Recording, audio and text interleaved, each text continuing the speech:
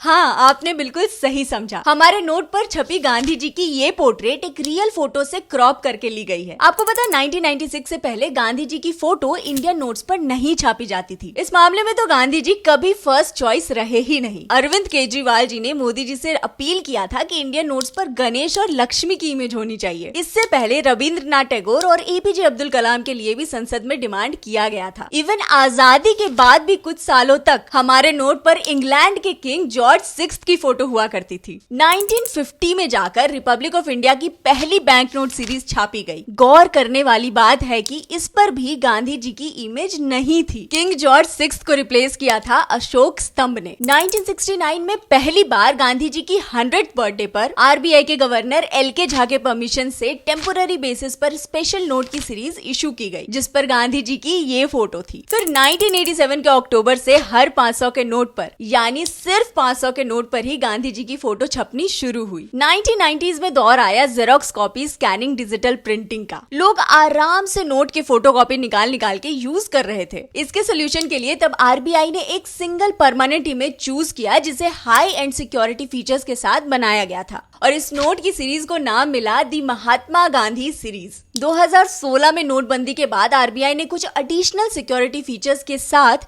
Mahatma Gandhi new series निकाला। गांधी जी के photo को हटाने पर इतने डिमांड्स को उठते देख आरबीआई ने कमेटी भी बनाया था, पर सोच विचार करने पर एक ही बात सामने आई कि महात्मा गांधी से बेहतर कोई भी और व्यक्तित्व भारत के एथोस को रिप्रेजेंट नहीं कर सकता।